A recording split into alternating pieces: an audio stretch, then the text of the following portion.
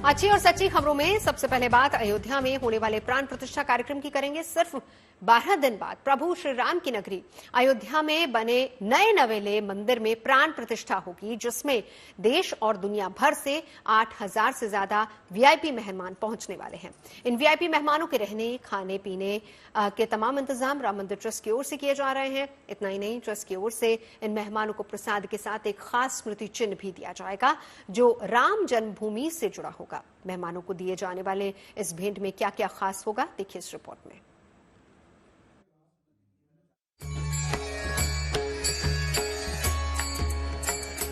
श्री राम कहे समझारी, श्री राम कहे समझारी। 500 साल के इंतजार के बाद अयोध्या नगरी में प्रभु श्री राम के मंदिर ने भव्य और खूबसूरत आकार लिया, तो हर राम भक्त खुशी से झूम उठा।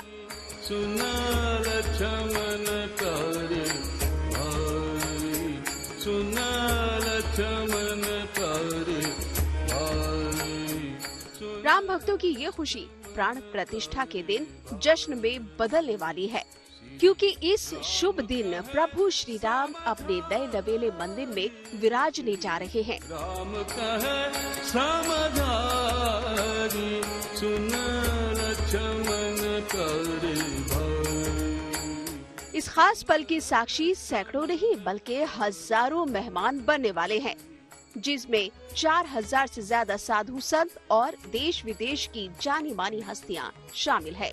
कहा जा रहा है कि 12 जनवरी से इन मेहमानों के अयोध्या पहुंचने का सिलसिला शुरू हो जाएगा और 22 जनवरी के दिन अयोध्या नगरी में होने वाले उत्सव में 8000 से ज्यादा वीआईपी मेहमान शामिल होंगे, जिनके आने और जाने यहाँ तक के ठहरने का इंतजाम राम मंदिर ट्रस्ट कर रहा है। साथ ही इन मेहमानों को ट्रस्ट की ओर से राम जन्मभूमि से जुड़ा ये स्मृति चिन्ह भी भेंट किया जाएगा, जिसे तैयार कराने का जिम्मा सनातन सेवा न्यास को सौंपा गया।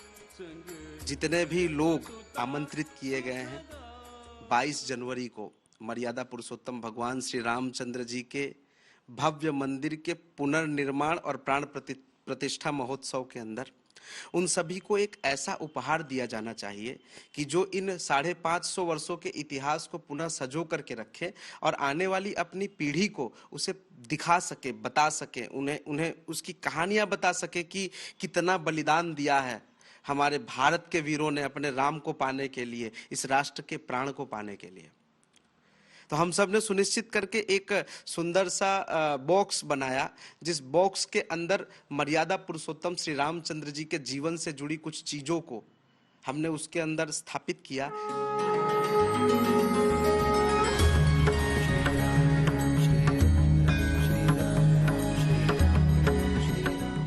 जरी गोटे और रंग बिरंगे मोतियों से सुशोभित ये 2 बॉक्स हर वीआईपी मेहमान को भेंट स्वरूप दिए जाएंगे, जिनमें एक बॉक्स में गिर गाय के घी से बने बेसन के लड्डू होंगे। साथ ही इनमें राम नंदी प्रथा की तहत लगाई जाने वाली भभूत भी होगी, जबकि दूसरे बॉक्स में राम जन्मभूमि की रज सरयू का पवित्र जल, एक ब्रास की थाली, एक घंटी, एक अखंड ज्योत पात्र और एक चांदी का सिक्का भी होगा। जब मेहमान पहुंचेंगे वहां पर तो उन्हें इसी तरह के बॉक्सेस में जो प्रसाद है, यानी जो बेसन के लड्डू हैं, वो दिए जाएंगे। यहाँ पर अंदर जिस चीज़ की हम बात कर रहे थे शायद यही वो बॉक्स होगा। इसमें ही तिलक होने वाला है, इसी तरह का जूट बैग होगा और ये जो अभी आप बॉक्स देख रहे हैं लाल रंग है इसका, इसी तरह से इसमें सरयू का जल होगा। इसमें अयोध्या यानी रामलला का जो मंदिर बना है उसकी रज होगी और तमाम इसी तरह की जो गिफ्ट है, उपहार हैं, वो वीआईपी मेहमान जो वहां पहुंचेंगे उनको देंगे। ऐसे 11,000 से ज्यादा बॉक्स तैयार कराने की जिम्मेदारी महीनों पहले राम मंदिर ट्रस्ट ने दी थी, जिसे सनातन सेवा न्यास ने तैयार कराकर अयोध्या भेजना शुरू कर दिया है। इन दोनों बॉक्स को रखने के लिए जूट का ये बैग भी तैयार करवाया गया है, जिस पर राम मंदिर का इतिहास और उसके संघर्ष को दर्शाया जाएगा। 22 जनवरी 2024 को श्री भव्य राम मंदिर का उद्घाटन होने जा रहा है। इस उपलक्ष्य में श्री ओम मिश्रा जी ने सनातन सेवा न्यास से हमें 11,000 पीसों का ऑर्डर दिया है, जिसमें एक प्लेट, एक कमंडल एक धनुष और काफी सारी चीजें हैं। हम सब चाहते हैं कि प्रकृति और पर्यावरण दोनों में किसी भी प्रकार की मतलब हानि न पहुंचे, इसलिए हम जिस थैले में इसे बंद करके देंगे वो थैला भी जूट का होगा जो लंबे समय तक टिकाऊ होगा, और उस थैले के अंदर जो बाहर की दोनों परतें हैं उन दोनों साइड पर राम जन्मभूमि के विषय में जो संघर्ष हुआ है उसकी पूरी कहानी और हनुमान चालीसा का शुद्ध प्रारूप का वर्णन किया जाएगा।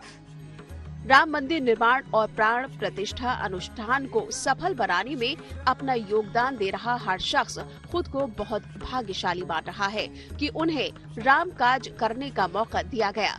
सनातन सेवा न्यास के संस्थापक भी इस जिम्मेदारी को सफलतापूर्वक निभाकर बहुत गर्व महसूस कर रहा है। तो आपकी खुद के मन की क्या फीलिंग्स थी, क्योंकि मुझे लगता है जब आपसे कहा गया होगा कि शिवम आपको ये काम करना है तो खुशी बहुत होगी कि ये जो यज्ञ हो रहा है राम मंदिर का उसमें एक आहुति आपकी भी है। देखिए, सबकी अपनी अपनी श्रद्धा और अपनी एक भावना होती है। बचपन से हमने सीखा है राम जी के जीवन के आदर्शों को अपने अंदर उतारने का प्रयास किया है। रामायण और भागवत गीता का पठन पाठन होता रहा है, तो इससे हम जीवन में अनेक प्रकार के बदलाव आए। और आज जब एक बाल रूप में राघव सरकार अपने एक पूर्ण विग्रह के रूप में अपने मुख्य आसन पर जन्मभूमि पर विराजमान हो रहे हैं, तो इस खुशी को मेरे लिए व्यक्त करना शायद असमर्थता होगी। ट्रस्ट की ओर से इस भेंट को देने का मकसद बस यही है कि इन वीआईपी मेहमानों के लिए 22 जनवरी का ये दिन हमेशा हमेशा के लिए यादगार बनकर रहे। दिल्ली से Neetu Jha, good news today.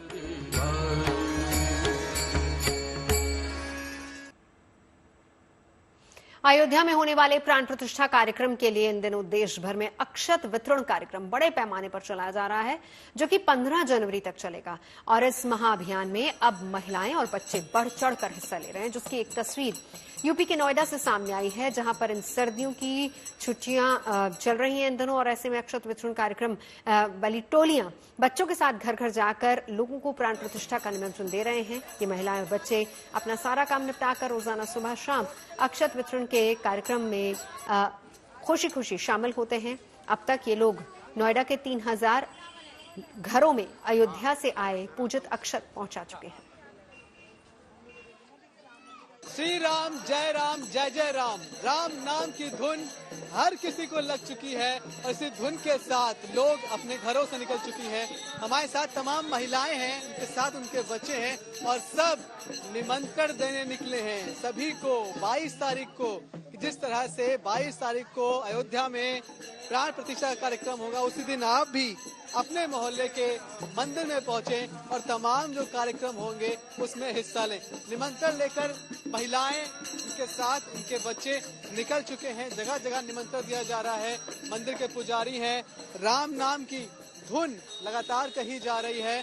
और सर्दियों का ये वक्त, स्कूलों में छुट्टी, इस वजह से एक अच्छी बात ये भी कि तमाम महिलाओं के बच्चे भी उनके साथ हैं। कहते हैं कि अगर बच्चे साथ में हैं छुट्टी के वक्त तो इससे अच्छी और क्या बात हो सकती है। लोगों में इतना जोश है, वो खुद आ रहे हैं घरों पे लेने के लिए, खुद आ रहे हैं, खुद निवेदन कर रहे हैं। और यहाँ पे देख लीजिए जैसा माहौल है, देखिए हर्षोल्लास का है, बच्चों में भी है, बड़ों में भी है, छोटों में भी है। तो ये सब राम मंदिर के लिए पुण्य का काम है। कहीं ना कहीं सब लोग सोचते हैं गिलहरी की तरह हमारी भी एक कण की वो सहायता हो जाए, मदद हो जाए, या हमारा भी कुछ सेवा लग जाए। तो इस कारण सभी लोगों में उत्साह है। पहले हम अपने घर के काम निपटाते हैं, फिर हम इनको अक्षत को लेकर और उन पेपर लेके हम लोग चलते हैं गली गली में और सबको देते हैं। बड़ा अच्छा लगता है और हमें भी मन लगता है कि हम भी जाएं। ये जो टोली है ये खासकर महिलाओं की है, उनके बच्चों की है, उन बच्चों की जिनकी फिलहाल स्कूल की छुट्टियां चल रही हैं और वो भी राम काज में लग गए हैं।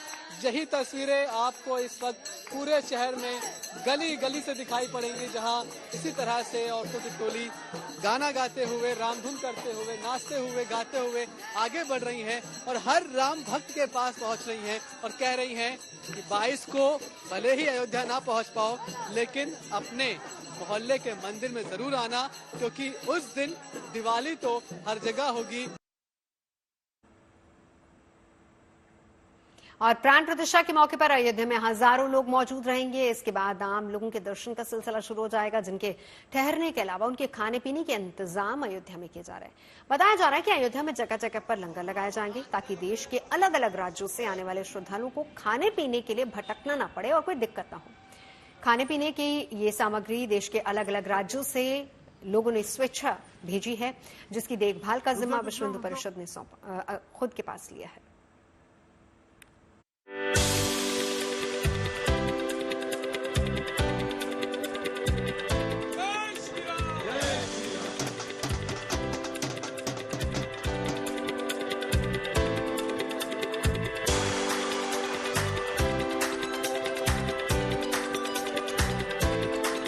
छत्तीसगढ़ ने भेजे हैं चावल, हरियाणा ने भेजी है दाल, यूपी के व्यापारी भेज रहे हैं मसाले, जबकि गुजरात से आई है नमकीन। और तो और चीनी और चाय की पत्ती भी अयोध्या के इस भंडार गृह में पहुंच चुकी है। इस खाद्य सामग्री से बना भोजन अयोध्या आने वाले राम भक्तों को परोसा जाएगा, जिसकी देखरेख का जिम्मा विश्व हिंदू परिषद से जुड़े लोगों को सौंपा गया है। इस अवसर पर जो लोग भी अयोध्या आएंगे उनको किसी तरह की असुविधा न हो, इसलिए भंडारे की व्यवस्था होगी। इसकी घोषणा श्री राम तीर्थ ने तो की ही थी। विश्व हिंदू परिषद के जो पदाधिकारी हैं, जो कार्यकर्ता हैं, उन्होंने इसकी कमान संभाली हुई है। इस वक्त हम हैं ऐसे एक भंडारण में, यानी ये वो केंद्रीय भंडारण है जहां पर जो देश भर से लोगों ने रामलला की भक्ति में या आस्था में चीजें दी हैं, वो यहाँ पर ला करके रखी जा रही हैं, इसलिए कि राम के भक्तों को ही जब भंडारा हो तो इसके माध्यम से उनको भोजन कराया जा सके। ये अपने आप में एक ऐसी व्यवस्था है जो बहुत ज्यादा जिसको संचालित करने के लिए देखरेख की जरूरत है, क्योंकि कहीं से कोई सामान आ रहा है, कहीं से कोई सामान आ रहा है। छत्तीसगढ़ से चावल आया था, तो वहीं जनकपुर से यानी श्री राम के ससुराल से भी बहुत सारा सामान आया है, वो सब यहाँ पर रखा हुआ है। बताया जा रहा है कि इस पूरे अयोध्या शहर में करीब 50 जगहों पर विशाल भंडारे लगाए जाएंगे, जो प्राण प्रतिष्ठा के मौके पर और प्राण प्रतिष्ठा के बाद भी चलेंगे। इन भंडारों में अयोध्या आने वाले राम भक्तों को शुद्ध और सात्विक भोजन खाने को मिलेगा। लगभग 50 स्थान पर यहाँ अयोध्या में भोजनालय तैयार किए गए हैं। यहाँ अपने केंद्रीय भंडार से यह व्यवस्था, वहाँ जितने भी खाद्य सामग्री की आवश्यकता होती है, खाद्य सामग्री जाती है।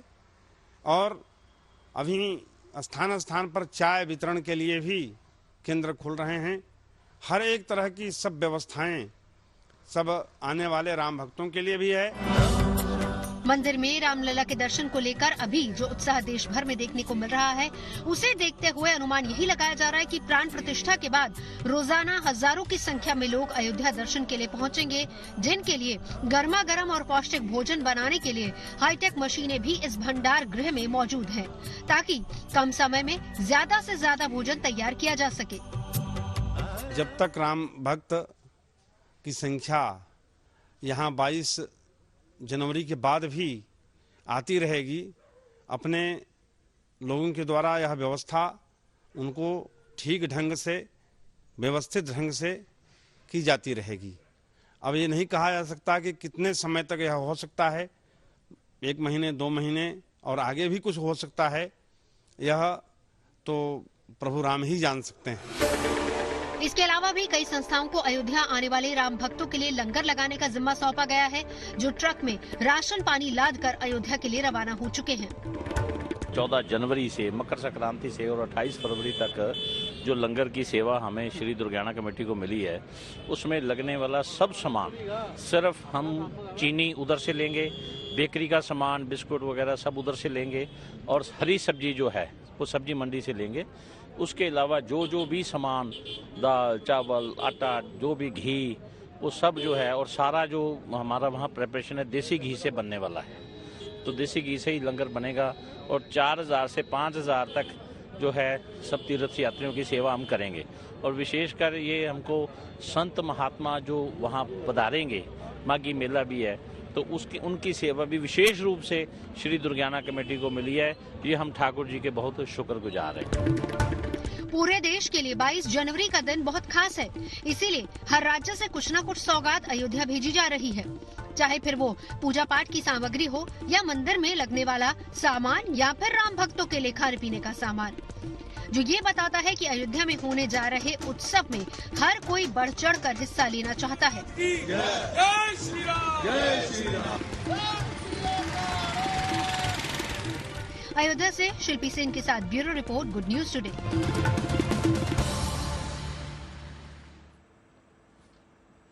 आगे बढ़ते हैं और अब बात करेंगे आज से शुरू हुए वाइब्रेंट गुजरात समिट की। 3 दिनों तक गांधीनगर में चलने वाले इस अंतर्राष्ट्रीय कार्यक्रम का उद्घाटन प्रधानमंत्री नरेंद्र मोदी ने किया, जिसमें मुख्य अतिथि के तौर पर यूएई के राष्ट्रपति शेख मोहम्मद बिन जायद के अलावा चेक रिपब्लिक के पीएम पीटर फ्याला भी मौजूद रहे और इसके अलावा तिमोर लेत्से के राष्ट्रपति जोस रामुस होर्ता ने भी हिस्सा लिया। 20 साल पहले पहली बार आयोजित होने वाले वाइब्रेंट गुजरात समिट के 10वें एडिशन में देश के दिग्गज कारोबारी मुकेश अंबानी, गौतम अडानी, लक्ष्मी मित्तल और पंकज पटेल समेत विदेश के भी बिजनेस लीडर्स शामिल हो रहे हैं। वर्ल्ड लीडर्स और देश विदेश के इंडस्ट्री लीडर्स की मौजूदगी में प्रधानमंत्री मोदी ने दावा किया कि साल 2050 तक भारत विकसित देशों की श्रेणी में आ खड़ा होगा। भारत की आजादी के 100 साल पूरे होने तक उसकी गिनती दुनिया के 37 विकसित देशों में होने लगेगी। निकट भूतकाल में भारत की आजादी के 75 साल पूरे हुए और अब भारत अगले 25 वर्षों के लक्ष्य पर काम कर रहा है। जब भारत अपनी आजादी के 100 वर्ष मनाएगा, तब तक हमने भारत को विकसित बनाने का लक्ष्य रखा है और इसलिए ये 25 साल का कार्यकाल भारत का अमृत काल है। ये नए सपने, नए संकल्प और नित्य नूतन सिद्धियों का कार्यकाल है। वाइब्रेंट गुजरात ग्लोबल समिट की इस बार की थीम है गेटवे टू द फ्यूचर। 21वीं सदी की दुनिया का फ्यूचर हमारे साझे प्रयासों से ही उज्जवल बनेगा। भारत ने अपनी G20 प्रेसिडेंसी के दौरान भी ग्लोबल फ्यूचर के लिए एक रोड मैप दिया है। वाइब्रेंट गुजरात ग्लोबल समिट के इस एडिशन में भी इस विजन को और आगे बढ़ा रहे हैं। भारत I2U2 और दूसरे मल्टीलेटरल ऑर्गेनाइजेशन के साथ पार्टनरशिप को लगातार मजबूत कर रहा है। One world, one family, one future का सिद्धांत विश्व कल्याण की अनिवार्य आवश्यकता है। आज भारत दुनिया की 5th लार्जेस्ट इकोनॉमी है। 10 साल पहले भारत 11th पर था। आज दुनिया की हर प्रमुख रेटिंग एजेंसी का अनुमान है कि भारत अगले कुछ वर्षों में दुनिया की टॉप 3 इकोनॉमी में जाएगा। साथियों, आप सभी वैश्विक परिस्थितियों से भली भांति परिचित है। ऐसे में आज अगर भारत की इकोनॉमी में इतना रेजिलियंस दिख रहा है, अगर आज भारत की ग्रोथ में इतना मोमेंटम दिख रहा है, तो इसके पीछे बड़ी वजह है बीते 10 वर्षों में स्ट्रक्चरल रिफॉर्म्स पर हमारा फोकस। इन रिफॉर्म्स ने भारत की इकोनॉमी की कैपेसिटी, कैपेबिलिटी एंड कॉम्पिटिटिवनेस बढ़ाने का बहुत बड़ा काम किया है। रिकैपिटलाइजेशन और आईबीसी से हमने भारत के बैंकिंग सिस्टम को दुनिया के सबसे मजबूत बैंकिंग सिस्टम में से एक बना दिया है। साल 2003 में वाइब्रेंट गुजरात समिट की नींव पड़ी थी, जब गुजरात के मुख्यमंत्री के तौर पर नरेंद्र मोदी ने इसकी शुरुआत की थी।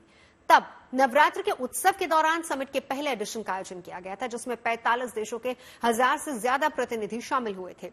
तब से अब तक 9 बार यह समिट हो चुका है, जो देश विदेश के दिग्गज उद्योगपतियों के लिए कारोबारी हित तलाशने के लिए एक बड़ा आर्थिक मंच बन चुका है। वाइब्रेंट गुजरात समिट के 10वें एडिशन में 34 भागीदार देश और 16 भागीदार संगठनों के अलावा 133 देशों के राजनयिक और कारोबारी हिस्सा ले रहे हैं, जिसमें शामिल रिलायंस इंडस्ट्रीज लिमिटेड के चेयरमैन मुकेश अंबानी ने गुजरात में अब तक 4 लाख करोड़ से ज्यादा के निवेश की बात दोहराई। अडानी ग्रुप के चेयरमैन गौतम अडानी ने अगले 5 साल में गुजरात में 2 लाख करोड़ रुपए के निवेश का ऐलान किया, जिससे प्रत्यक्ष और अप्रत्यक्ष रूप से 1 लाख रोजगार पैदा होंगे। टाटा सन्स के चेयरमैन एन चंद्रशेखरन ने अहमदाबाद के धोलेरा में 20 गीगावाट लिथियम आयन बैटरी की फैक्ट्री लगाने का ऐलान किया है, ताकि ईवी सेक्टर्स में और मजबूती आ सके। और इसके अलावा कंपनी की तरफ से वडोदरा में बन रहे C295 रक्षा विमान बनाने की भी जिम्मेदारी है, जिससे रक्षा क्षेत्र में आत्मनिर्भर भारत की सोच सही मायने में उड़ान भरेगी। वायुसेना को कुल 56 C295 विमान चाहिए, जिसमें 16 विमान स्पेन से आएंगे और बाकी के 40 विमान वडोदरा के टाटा कंपनी के प्लांट में बनेंगे। इस विमान में लगने वाले लगभग 95% कंपोनेंट्स भारत में ही बनाए जाएंगे। माना यह भी जा रहा है कि जिससे प्रधानमंत्री नरेंद्र मोदी के प्रयास से रखी गई आत्मनिर्भर भारत की नींव और मजबूत होगी। वाइब्रेंट गुजरात समिट के साथ एक ट्रेड शो भी चल रहा है, जिसका उद्घाटन मंगलवार को प्रधानमंत्री ने किया। इसमें 20 देशों के 1000 से अधिक एग्जिबिटर्स शामिल हुए, जबकि 34 देश पार्टनर्स के तौर पर इसमें हिस्सा ले रहे हैं, जबकि लगभग 100 देश विजिटिंग ट्रेड शो के रूप में हिस्सा ले रहे हैं।